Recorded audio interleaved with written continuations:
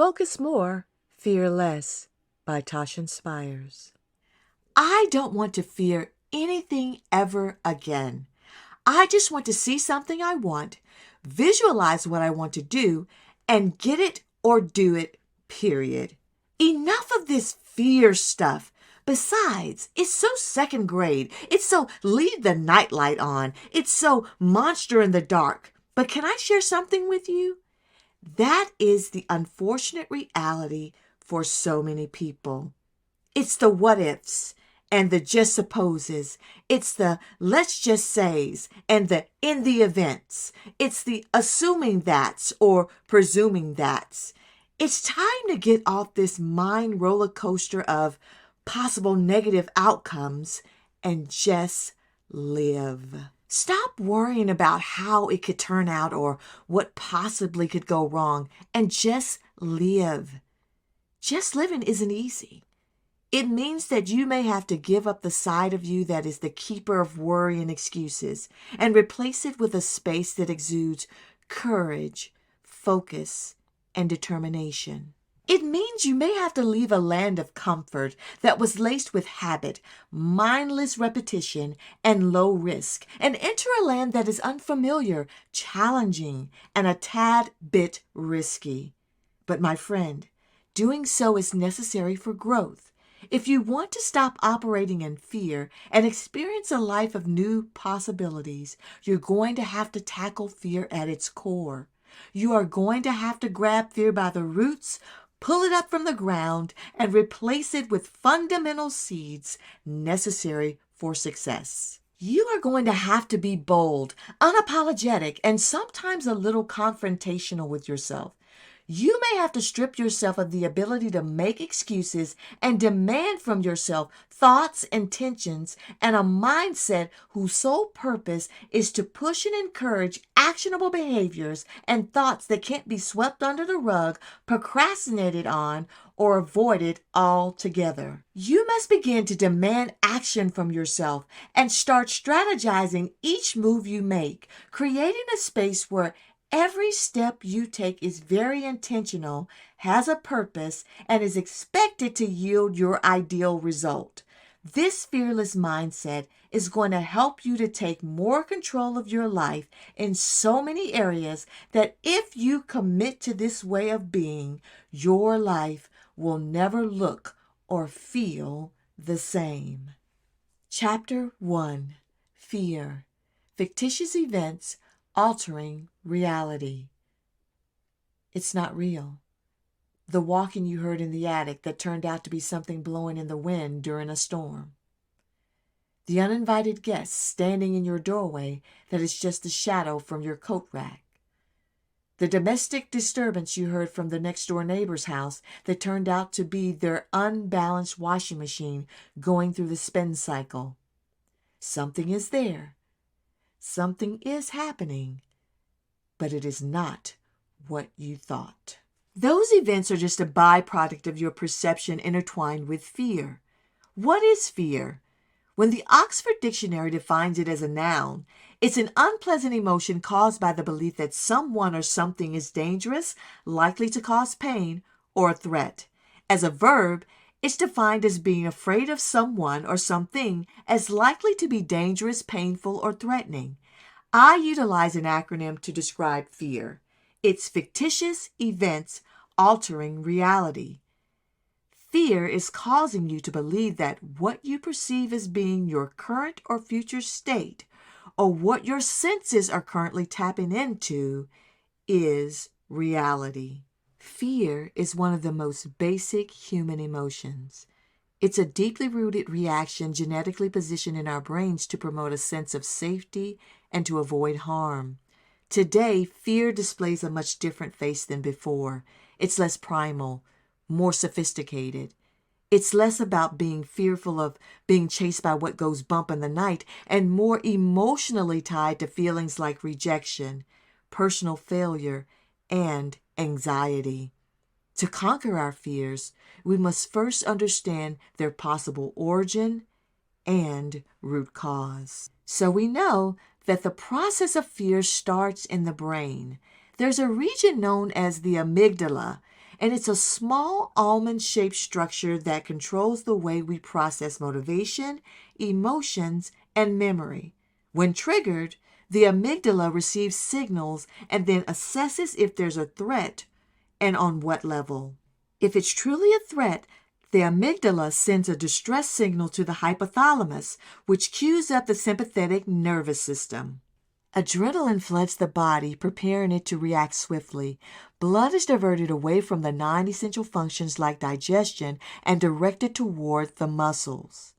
Pupils dilate to let in more light, improving vision. The liver will then release glucose into the bloodstream to provide a burst of energy. All these changes happen within milliseconds, and it's often before even consciously realizing there is a threat. This fear, unfortunately, does not affect the body temporarily. The fact is, chronic exposure to fear-infused situations, heightened anxiety, and stress can result in continual changes in your brain structure and function. Consistently living in fear can have lasting impacts that can negatively affect your physical and mental health. Getting to the root cause of these episodes and perpetual moments of fear is essential. While the physiological response to fear is pretty standard, the psychological aspect is highly individualized. What terrifies one person can barely make an impact in someone else. The cause of this variation is greatly rooted in personal experience, culture, and personal psychology. Think about a child who's been bitten by a dog. Even if they later encounter a very friendly dog, because of that one event, it may take a lot of deprogramming to get that child to let go of their fear of dogs. Fear is something that, if not managed properly, can be conditioned, reinforced, and in some cases blown out of proportion. Our brains become really good at learning patterns that alert us to danger, but less efficient at unlearning them, even when the original threat has gone away. The most deceptive part of fear is that it often exists independently of immediate or direct danger. It manifests itself as anxiety and chronic fear of the unknown, the what-if scenarios that play in a loop in our mind that normally centers around negative outcomes. Fear doesn't just impact our physical state, it also often influences our choices. Fear of failure, rejection, and loss can be paralyzing. It can prevent us from taking action in times when rational analysis and thinking suggest that we do. Decisions made under the guidance of fear rarely end in favorable outcomes. This is likely because the prefrontal cortex, the part of the brain that is in charge of our rational thought, can actually be overwritten by the amygdala's urgent messages to go into defense mode to prepare us to be on guard for danger. Understanding the nature of fear will help us to master it. Fear is like a goalpost that alerts us to danger and threats, both real and merely perceived. If we can properly distinguish between the two extremes, we can manage our fears with less stress and greater ease. Cognitive behavior therapy, also known as CBT, is one of the most effective ways of dealing with fear. It entails identifying irrational fears, challenging the underlying beliefs that keep them going, and gradually exposing yourself to objects or situations of fear in a controlled fashion. This reprogramming of the brain helps to distinguish fear's grip on you, reshaping your amygdala's response over a period of time. Another key component to tackling fear is mindfulness and relaxation techniques. Deep breathing, meditation, and grounding exercises help to activate the parasympathetic nervous system, which helps to pump the brakes on adrenaline spike responses due to fear. These practices act as a buffer, giving the prefrontal cortex an opportunity to regain control. Fear is deeply embedded in our ever-evolving history, and it has a heavy influence on our minds, bodies, and the decisions that we make. By deep diving into fear's psychological and physiological dimensions, we can begin to comprehend it more. We must understand that fear is not this force to be totally subdued, but as a natural part of our human experience. Fear's ultimate power is not in the moments of possible trauma and terror, but in the choices we make in the aftermath of those situations. Will we immediately retreat to safety or press forward despite our racing hearts? To understand fear is to understand with clarity the very essence of being a human being. Navigating a world full of uncertainty and unknowns can be tough. You have to arm yourself with essential tools like courage, tenacity, and resilience. Those character-molding instruments will help you to become victorious in your quest for freedom from a life full of worry and fear. Chapter 2: The Science of Focus, How Your Brain Works. Picture yourself in a crowded cafe. There are all sorts of things going on, distractions racing around to and fro. Yet you still are able to pull a book close to your face, block out everything around you, and get fully immersed in the storyline. That's the power of the human mind. The ability to concentrate and be in the moment with all types of stimuli around us. But how do we achieve that? Why are we able to do it with ease on certain days, but our ability to maintain our focus on other days is like sand slipping through our fingertips? We must examine the physics behind focus in order for us to fully connect to our brain's untapped potential. Focus actually begins in the brain's attention network or system. At the nucleus of this network is the prefrontal cortex, which is often called the brain's executive center. The prefrontal cortex is located at the front of the brain and is responsible for our decision-making, planning, and directing our attention. When you're concentrating on a task, the prefrontal cortex acts like a spotlight, directing your mental energy toward the activity you're working on while dimming out everything else. The entire system that fuels our focus is driven by neurotransmitters like dopamine and norepinephrine. These are chemicals that transmit signals between nerve cells. Dopamine, which is often called the feel-good neurotransmitter, is critical in providing a sense of reward when we focus. It makes it more likely that we will return back to task because it feels gratifying. Norepinephrine, however, helps keep the attention span sharp, heightens alertness, and prepares our brains for optimum performance. The thing about when you are deeply focused, your brain enters into a state of flow. Flow is a mental state of full engagement where time seems to fly by and the outside world seems to fade. Achieving flow is often associated with having a peak performance, whether it be in sports, our careers, or creative endeavors. But we also have to consider that flow can have a huge effect on your emotional well-being. When your focus is interrupted, it can have a negative emotional impact on you. Tests and studies have shown that constantly switching between tasks or multitasking increases the body's primary stress hormone known as cortisol. The brain's effort to continuously rebalance itself starts to drain your mental energy and can leave you feeling overwhelmed, anxious, and emotionally depleted.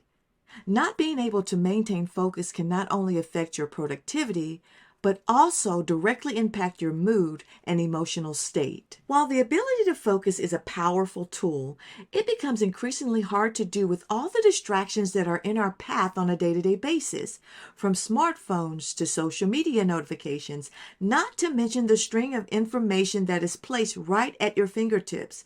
Staying focused can become a full-time job within itself. These interruptions disrupt the brain's natural tendency to see novelty and reward, pulling focus away from our meaningful task and into a sort of vortex of shallow engagement. Here's what's encouraging. Focus can be trained and significantly strengthened. Creating simple habits like setting specific goals, reducing multitasking, and creating environments conducive to concentrative work can significantly improve your ability to focus. Using techniques like the Pomodoro method, where work is broken into intervals with short breaks, can also help train the brain to sustain attention. We have to learn how to optimize our attention and enhance both productivity and our overall sense of mental and physical health. The brain's capacity for focus is powerful, and with the right techniques and strategies, we can harness this ability to not only improve what we do, but also the way we feel. Chapter 3: Identifying Your Triggers. What steals your focus? Our ability to focus is such a challenge on a day-to-day basis. Being pulled in so many different directions makes it increasingly harder for us to stay on task. It's the emails, the phone notifications, the mental to-do list, and it sometimes makes you feel like, when will it end? When will we have a moment of silence? But here's what we need to know about distractions. They are tied to specific triggers like personal fears, anxieties, and conditioned responses that derail us from our true priorities. In this chapter, we will examine unique triggers that could be stealing your focus. We will uncover the fears and distractions that repeatedly take you off course and ultimately attempt to identify triggers to help you reclaim control of your time and energy. There are invisible forces at play. As humans, we all experience moments when our attention drifts.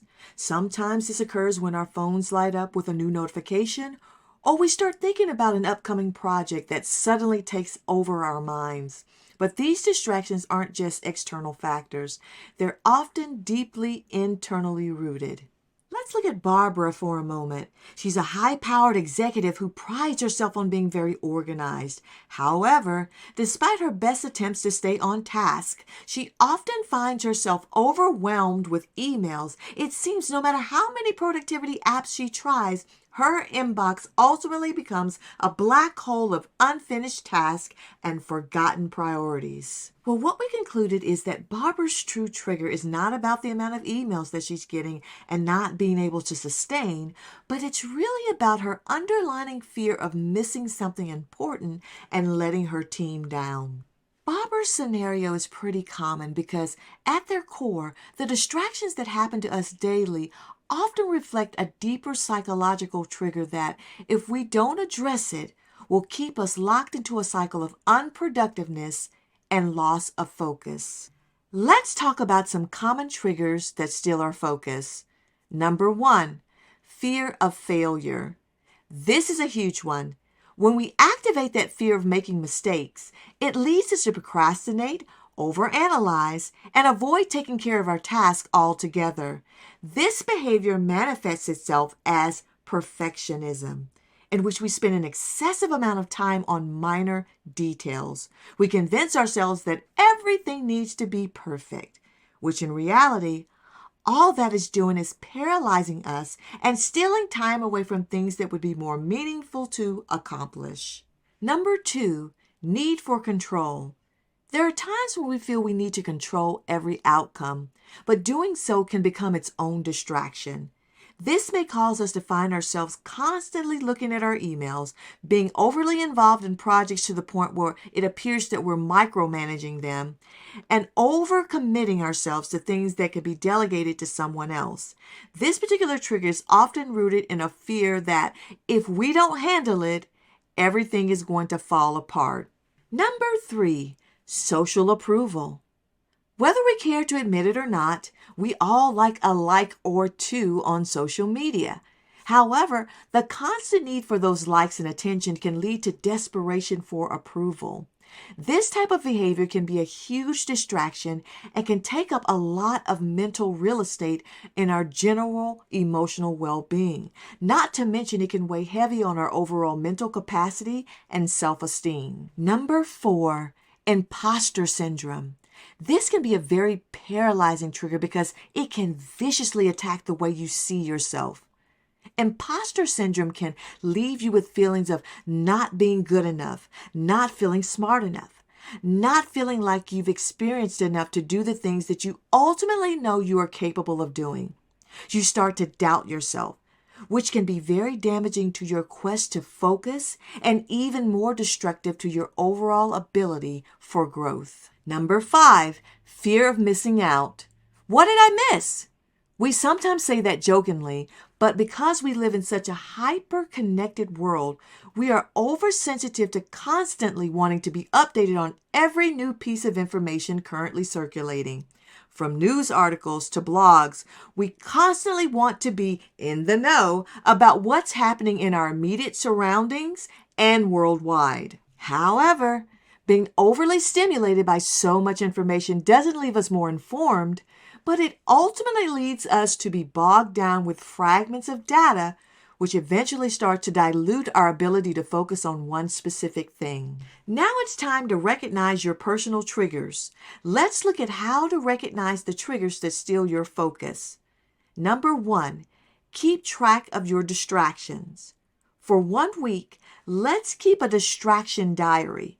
And every time you lose focus, write down what you were doing that pulled you away from your current task. Also, write down how you felt at that moment. Ask yourself questions like, did the task that you were working on feel too hard? Did you receive a notification while you were working on that task? Did you feel bored? The goal is to ask these questions to pinpoint the exact moment you started to feel your focus shift. Number 2, examine your emotional responses. Start paying attention to how you feel when you get distracted. Are you feeling anxious, bored, or overwhelmed? Or are you in pursuit of validation? Emotions are often the key to our underlying triggers. For example, if you notice that you check your phone every time you feel overwhelmed at work, it may be a sign that stress management, not phone discipline, needs to be brought to your attention. Number 3, identify patterns. Once you start tracking your distractions, then start looking for patterns. Do you tend to get derailed when you're faced with complex or harder tasks? Does criticism send you into a spiraling episode of self-doubt? Do you procrastinate on important projects by doing busy work that feels productive but isn't? Bringing these patterns to the forefront can help you to understand the specific fears or habits that you need to address. Chapter 4, Reclaiming Your Attention, Strategies for Mindful Focus. Being constantly bombarded by notifications, all types of emails, advertisements, social media, and everything in between has become a way of life. It's very easy to feel like your attention is being pulled in so many different directions, which can become overwhelming. The constant distractions cause you to experience anxiousness and feel very out of sorts. But here's the good news. The power to reclaim your attention lies within you. In order to reclaim your focus and redirect the energy that was fueling fear and anxiety, you have to become more mindful of the things that you focus on. This chapter is going to provide you with some practical techniques to help you manage distractions and live more intentionally. Imagine rolling over in bed and grabbing your phone, and you immediately see a news alert about a political crisis that has you alarmed. While checking your email, you notice you have several messages requesting responses. You open one of your social media apps and begin scrolling down the timeline in hopes that it would lighten your mood, only to see a negative post from a friend about an event you hosted. And all of this happens before you even wash your face and brush your teeth. These sorts of scenarios happen quite often, and it just highlights how quickly external forces can hijack your attention. When your attention is scattered all over the place, it not only affects your productivity, but it can also severely affect your mental health. Research has shown that when our attention is constantly divided, we are heavily susceptible to bouts of anxiety, depression, and even a decrease in cognitive function. What's great to know is that there is a remedy, which is becoming more mindful. Practicing mindfulness can be an exceptional tool in clearing our minds to become more present and in the moment. Mindfulness helps us to redirect our attention away from fear and distraction and toward purposeful action. To practice mindfulness, start with activities like core breathing. Focus on your breath as you inhale and exhale. Notice the sensation of air moving in and out of your lungs. If your mind starts to wander, pause, count to 3, then gently bring your mind back to your breathing. Aside from distractions, we know that fear is another powerful force that can dominate our attention. Our fear oftentimes cripples us by having us heavily worry about the future with the what ifs or regret about the past. One technique that I have found to be helpful is to write down an in my control list. When you feel anxious or overwhelmed, just take a few moments and write down what your fears are. Then draw a line down the middle of the page. On the left side of the page, list everything you're worried about. On the right side of the page, write down which aspects you can control. For example, if one of the things you wrote down on the left side of your list is the economy is unstable, which is a worry and something you can't control, you can write on the right side of your list, I'm going to create a savings plan, which is something you can control. This exercise helps you to shift your focus from what you cannot change to actionable steps that you can change and control. Another helpful technique is creating a focus routine that can help you to anchor down your attention and set the tone for you to be more mindful throughout the day. Here's a sample focus routine you can incorporate into your mornings. Number 1, set an intention. Spend the first few moments of the day setting clear intentions and expectations. Make it less about what you need to do and more about what you want to feel or what you want to prioritize. For example, you can say to yourself, today, I intend to approach my task with calmness and curiosity. Number 2, declutter your space. A cluttered environment can lead to a cluttered mind. Take a couple of minutes every day to tidy up your immediate workspace.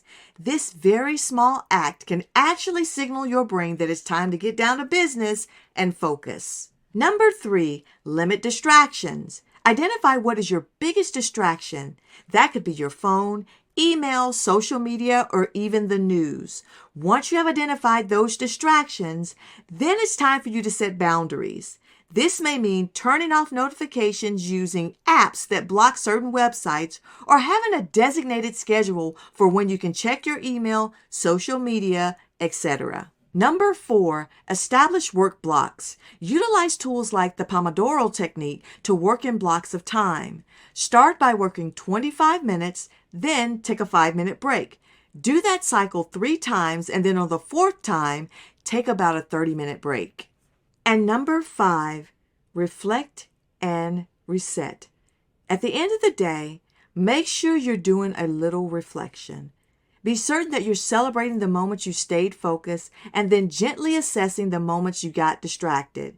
Use self-awareness to refine your focus strategy so that your tomorrow can be even better than your today. Chapter 5, Breaking Free, Practical Strategies to Reclaim Your Focus.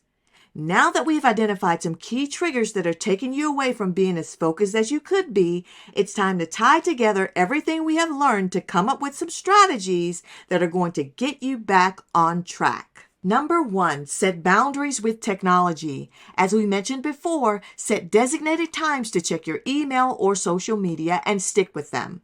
Turn off any non-essential notifications that constantly pull you back into being distracted. Remember, technology is a powerful tool, but is not designed to be a taskmaster. Number 2, practice self-compassion.